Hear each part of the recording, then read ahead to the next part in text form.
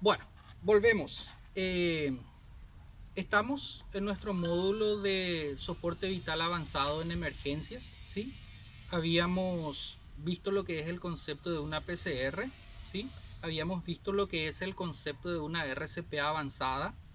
También habíamos visto los criterios que tenemos que utilizar al momento de realizar o no una RCP, y también hablamos sobre la parte técnica que corresponde a nosotros los profesionales, que por más de que nosotros veamos de que ya no tiene criterio de RCP o de realizar una RCP el paciente, igual tenemos que hacer ciertas actividades por protocolo si es que al menos estamos en presencia de personas que no son del área de salud, ¿sí? Porque ellos no manejan ciertos conocimientos como nosotros, por lo tanto se presta a malinterpretar nuestras acciones. Bueno, estábamos hablando antes de cortar el video sobre la utilización de la cánula de Mayo o la cánula de Gödel, ¿verdad? Es importante la utilización de este elemento porque de esta manera ganamos un personal más que pueda estar apoyándonos durante el protocolo o la realización de la RCP avanzada, cosa que es muy importante, ¿verdad? Manejamos cómo utilizar la cánula de Gödel, haciendo un pequeño repaso. Siempre tenemos que tener en cuenta la distancia que hay entre el lóbulo y la comisura de nuestro paciente, y de acuerdo a eso, ¿verdad? Entonces optamos por elegir una cánula que esté dentro de ese promedio de distancia para colocarle a nuestro paciente, ¿sí? Otra cosa que debemos de manejar muy bien durante el proceso de PCR avanzada es la canalización de una vía venosa periférica. Si nuestro paciente ya cuenta una vía venosa central o una vía venosa periférica, en la vía venosa periférica tenemos que cerciorarnos que realmente sea o esté permeable esa vía. Si mi paciente no cuenta con una vía venosa periférica, en ese momento de canalizarle la vía venosa periférica a nuestro paciente, nosotros no vamos a estar perdiendo tiempo en lo que conocemos o nos enseñaron en la facultad, ¿verdad? De buscar una vía primeramente en la zona en la zona del dorso, ¿verdad? Digo bien de la mano o del antebrazo, ¿verdad? Sino que nosotros lo que vamos a hacer es ligar y en la vena que mejor se observa o se palpa, ahí es donde vamos a realizar la canalización de nuestra vía venosa periférica. Si es en la flexura donde más se ve y es donde está mucho más accesible por ser una persona que es muy obesa, ¿verdad? Entonces canalizamos nuestra vía venosa periférica. No vamos por ciertos protocolos, ¿verdad? ¿Por qué? Porque es de urgencia la canalización de la vía venosa periférica. Entonces hacemos la vía en donde más rápido podemos observar las venas, ¿sí? Canalizamos nuestra vía venosa periférica, colocamos nuestro suero, nuestra solución fisiológica, ya todo purgado, y eso va a nivel de carga, ¿sí? Carga, carga, carga, carga, ¿sí? Mientras realizamos las compresiones cardíacas, ¿sí? Eso es muy importante que lo tengamos en cuenta. Otro punto muy importante que suele querer suceder en una situación por demás un poco desagradable, ¿verdad? Es que cuando alguien trae el carro de paro y se pide o adrenalina o atropina o amiodarona, ¿verdad? Nosotros abrimos la bandeja del carro de paro y nos dice el médico atropina, ¿verdad? Y nosotros empezamos a mirar la bandeja, a buscar uno por uno dónde está nuestra atropina, dónde está nuestra amiodarona, dónde está nuestra adrenalina. ¿Por qué sucede eso?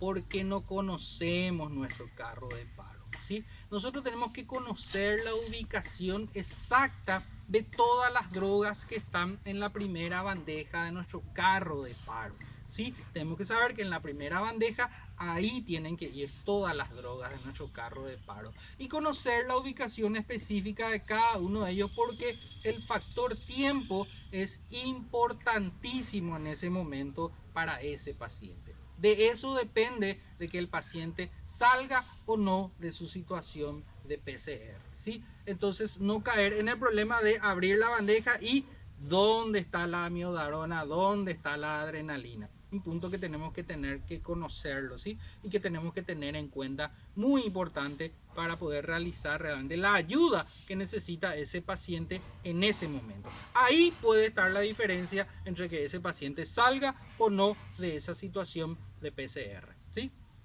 Conocer nuestro carro de paro, ¿sí?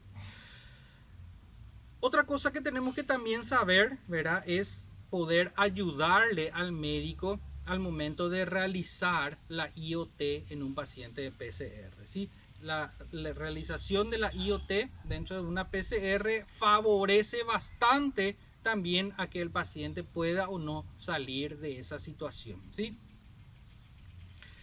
Otra cosa muy importante cuando nosotros vemos que el paciente ya salió de su situación, digo bien, de PCR, se realizó una IoT, ¿verdad? Entonces, ¿qué significa eso? Significa que mi paciente en cualquier momento debe de ir conectado a una ARM. Entonces, yo al percatarme de que mi paciente salió de su cuadro de PCR, o sea, fue una RCP exitosa, que el paciente ya recibió una IoT, ya se está realizando la fijación, ¿verdad?, del tubo endotraqueal. Entonces yo automáticamente ya tengo que saber de que tengo que ir a preparar mi equipo de ARM con mi tubuladura, realizar todo el procedimiento de asepsia correspondiente, ¿verdad?, para conectar las tubuladuras y tener todo listo, ¿verdad? No esperar que el médico me diga, bueno, vamos a conectar o vamos a preparar el respirador para conectarle a nuestro paciente, ¿verdad? Si no, repito, yo al percatarme de que mi paciente tuvo una RCP con éxito y fue intubado,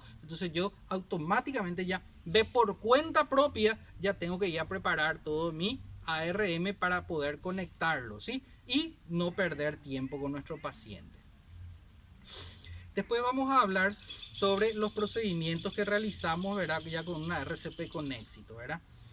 Pero antes quería detenerme un poquitito y hablar nuevamente, si bien ya lo habíamos hablado en la primera clase, hablar un poquitito nuevamente sobre las drogas que utilizamos durante una PCR o durante la realización de una RCP. La primera droga que solemos utilizar siempre es la adrenalina, ¿sí? ¿Por qué utilizamos la adrenalina? Por sus efectos alfa adrenérgicos, ¿sí? ¿Qué significa que tenga efectos alfa adrenérgicos? Que favorece el flujo sanguíneo a nivel miocárdico y a nivel cerebral, ¿sí?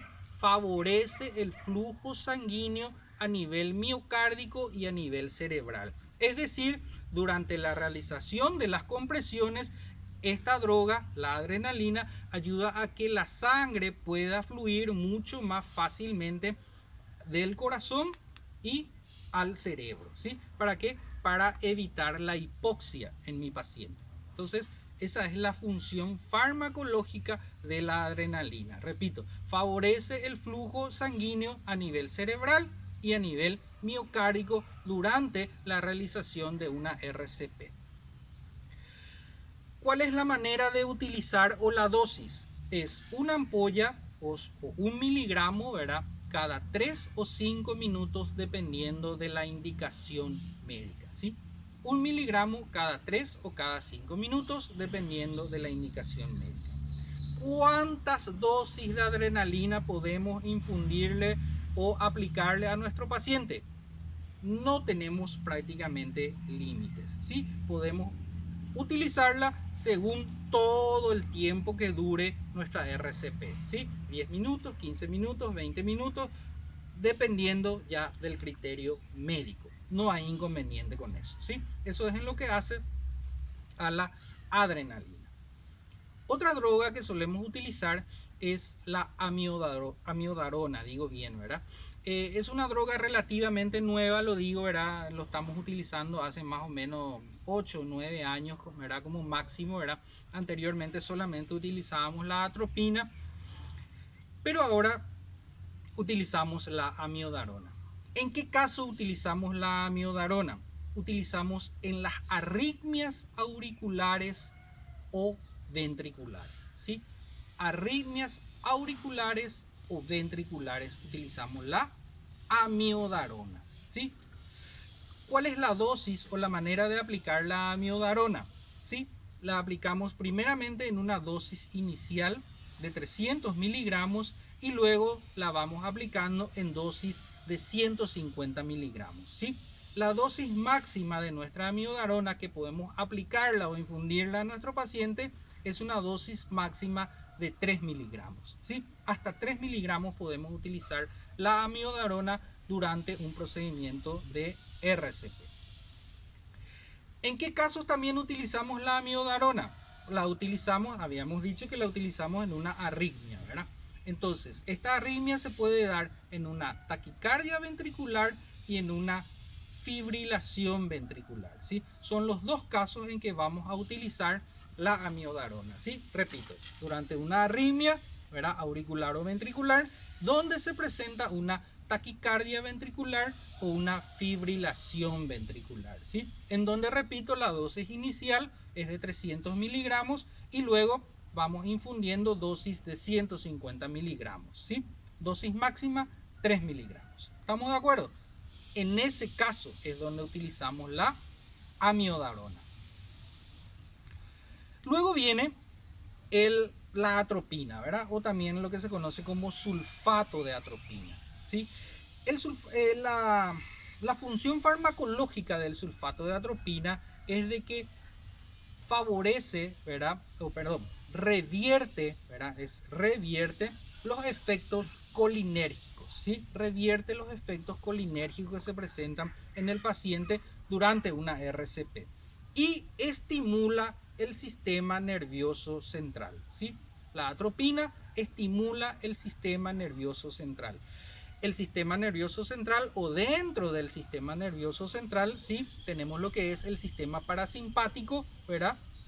En donde manejamos que el sistema parasimpático es el encargado, ¿verdad?, de las funciones involuntarias del cuerpo, ¿sí? Tanto como la respiración, así como también la frecuencia cardíaca. Entonces, lo que hace la atropina es estimularle, ¿verdad?, a estos sistemas para volver a reactivarse, ¿sí? Esa es la función farmacológica de la atropina, ¿sí? Estimula el sistema nervioso central, que a la vez estimula el sistema parasimpático, en donde el sistema parasimpático es el encargado de las funciones involuntarias del cuerpo, las cuales tenemos el sistema respiratorio y el sistema cardíaco, ¿sí? Los latidos cardíacos. ¿Estamos de acuerdo? Bueno, dosis máxima de la atropina es de 3 miligramos, ¿sí? La dosis máxima de la atropina es de 3 miligramos. La vamos aplicando en intervalos de 3 a 5 minutos de a 1 miligramo, ¿sí? Pero, repito, la dosis máxima es 3 miligramos. Si superamos los 3 miligramos de la atropina, nos vamos al otro extremo, ¿sí? Produce un reflejo, ¿verdad?, de bloqueo GABAL en el paciente, en donde anulamos toda función, ¿verdad?, de los sistemas de la persona, ¿verdad? Entonces ya se convierte en algo contraproducente, ¿sí? Por lo tanto, dosis máximas de la atropina 3 miligramos, ¿sí? Dosis máxima 3 miligramos. Función principal o que favorece, estimula el sistema nervioso central. Dosis superior a 3 miligramos, ¿sí? Bloqueo del sistema o del reflejo vagal del paciente. ¿Estamos de acuerdo? ¿Sí? Atropina. Luego viene una droga que se denomina la adenosina. Seguramente que ya la habrán escuchado también. La adenosina la utilizamos en una taquicardia supraventricular, ¿sí? Sola y únicamente en ese caso utilizamos la adenosina en una taquicardia supraventricular paroxística, ¿sí? La dosis máxima de la adenosina es de 12 miligramos. ¿Cómo la vamos aplicando? La vamos aplicando en una dosis inicial de 3 miligramos, luego vamos a 6 miligramos, vamos a 9 miligramos y por último terminamos en una dosis máxima de 12 miligramos, ¿sí? Esa sería la secuencia de ir induciendo o aplicando nuestra adenosina en una taquicardia supraventricular paroxística, ¿sí? Todo lo que vamos hablando sobre una taquicardia ventricular una fibrilación ventricular, una taquicardia supraventricular paroxística, yo las incluí también en el material que ustedes tienen. Por lo tanto, pueden ir observando los gráficos y también pueden ir investigando un poquitito en internet sobre los trazados para poder individualizarlos, digo bien, de manera, ¿verdad?, a poder detectar en forma rápida cuál de los trazados es que se está presentando en nuestro paciente, ¿sí? Y existen varios tipos de PCR que pueden presentarse en el paciente, ¿verdad? Yo voy a citar los 5 más principales, ¿verdad? Que habíamos dicho es una fibrilación ventricular, una taquicardia ventricular, una taquicardia supraventricular paroxística, una situación de asistolia y una situación de actividad eléctrica sin pulso, ¿verdad? Son las 5 situaciones más comunes que pueden presentarse durante una PCR, ¿sí? Durante un paro cardiorrespiratorio. Repito, no son las únicas, sino que son las más comunes, ¿sí? Hay muchas más, pero son las más comunes. Dentro de estas 5 situaciones, ¿verdad?, que pueden presentarse, solamente en 2 de ellas, podemos utilizar nuestro cardiodesfibrilador. ¿Qué significa? Que en estas 5 situaciones que mencionamos, solamente en 2 de ellas podemos descargar o paletear, ¿sí? ¿Cuáles van a ser esas 2 situaciones? En una taquicardia ventricular y en una fibrilación ventricular, ¿sí? En una taquicardia ventricular y en una fibrilación ventricular, solamente en esos 2 casos vamos a poder descargarle a nuestro paciente. Si no se presentan cualquiera de estos 2 casos, no debemos desfibrilar, no debemos descargarle a nuestro paciente. ¿Qué realizamos?